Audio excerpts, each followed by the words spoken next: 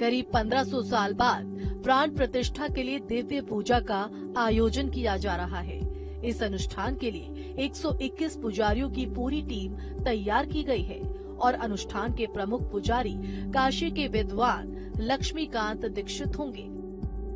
अयोध्या में राम मंदिर प्राण प्रतिष्ठा समारोह आज से शुरू हो चुका है। आज पहला दिन है और आज से लेकर के 22 जनवरी तक ये प्राण प्रतिष्ठा समारोह चलेगा। और यहाँ से आज रवाना हो रहे हैं प्रकांड विद्वान लक्ष्मीकांत शास्त्री जी।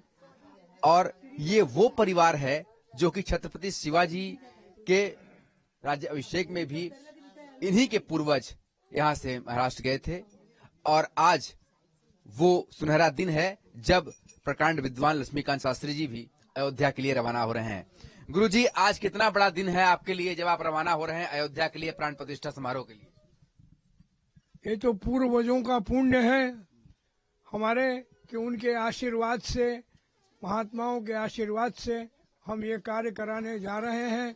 भगवान प्रभु सबको आशीर्वाद दें और सबको फले फूले, यही हमारी कामना है।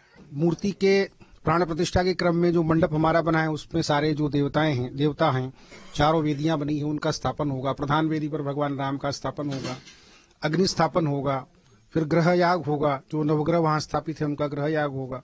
उसके पश्चात फिर प्राण प्रतिष्ठा के क्रम में ही जो मूर्ति है उनके विभिन्न प्रकार के अधिवासन होंगे।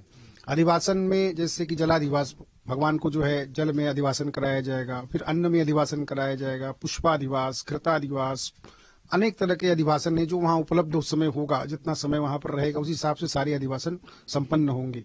उसके पश्चात जो कल हमारा जो प्रासाद बना है, इतना बड़ा मंदिर जो बना है, उस प्रासाद का स्नपन होगा। और इसी क्रम में फिर भगवान का भी स्नपन होगा। वो 108 कलशों से होता है, का एक पात्र होता है, इसमें 1000 छिद्र होते हैं, उनसे उस पात्र से भगवान का स्नान होता है। फिर भगवान का आखिरी में जो है शय्याधिवास होता है। और शय्याधिवास होने के पश्चात फिर भगवान जब उठते हैं तो फिर उसी उठने के बाद ही जो है, उठाने के बाद ही उनको फिर भगवान की प्राण प्रतिष्ठा, जो कि सूक्ष्म मुहूर्त दिया गया है, उसमें प्राण प्रतिष्ठा नरेंद्र मोदी जी के द्वारा संपन्न होगी।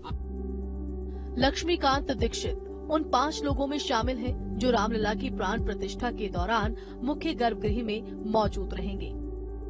लक्ष्मीकांत दीक्षित जिस परिवार से नाता रखते हैं वो सदियों से राजाओं और महाराजाओं के दरबार में अनुष्ठान और राज्याभिषेक कराते आए हैं। माना जाता है कि छत्रपति शिवाजी का राज्याभिषेक भी इन्हीं के पूर्वजों ने किया था। लक्ष्मीकांत दीक्षित वाराणसी के मीर घाट स्थित सांगवेद महाविद्यालय के वरिष्ठ आचार्य हैं। इस महाविद्यालय की स्थापना काशी नरेश के सहयोग से की गई थी। काशी में यजुर्वेद के अच्छे विद्वानों में लक्ष्मीकांत दीक्षित की गिनती होती है। इतना ही नहीं, लक्ष्मीकांत दीक्षित पूजा पद्धति में भी सिद्धहस्त माने जाते हैं। लक्ष्मीकांत दीक्षित ने वेद और अनुष्ठानों की दीक्षा अपने चाचा गणेश दीक्षित भट्ट से ली थी। बड़े हर्ष का विषय है और ये हमारी पीढ़ी यहाँ 11 पीढ़ी से हम लोग यहाँ पर हैं और भगवान श्री राम की कृपा से ये ऐतिहासिक कार्यक्रम जो हो रहा है इसमें पूज्य पिताजी का जो आचार्य तो बहुत गौरवान्वित विषय है ये। और पूज्य गणेश इनका गणेश्वर जी का मुहूर्त जो है वो बहुत उत्कृष्ट मुहूर्त उन्होंने इतने परिश्रम से निकाला है और इस कारण से ये सब प्रतिष्ठा हो रही है। वैसे तो लक्ष्मीकांत दीक्षित का परिवार कई पीढ़ियों से काशी में रह रहा है, लेकिन वो मूल रूप से महाराष्ट्र के सोलापुर के रहने वाले हैं और अब वो अयोध्या में रामलला की प्राण प्रतिष्ठा के लिए निकल पड़े हैं। जाने से पहले उनका भव्य अभिनंदन हुआ। हम लोगों को तो बहुत गौरवान्वित लग रहा है और हमारे लिए तो सब राम कृष्ण सब हमारे ससुर जी ही हैं। उन धन्य हो गए हम लोगों का स्कूल में आके। बस यही कहते हैं, जय श्री राम। अच्छे से सारा प्रोग्राम हो जाए और हम लोगों को उनका आशीर्वाद मिले। हमारे जेठ जी हैं, मैं उनकी छोटी भावज हूँ।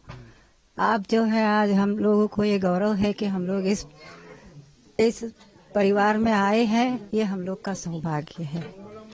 और अब इससे बड़ा भाग्य और क्या चाहिए कि आज हम माने हमारे जेठ जी जो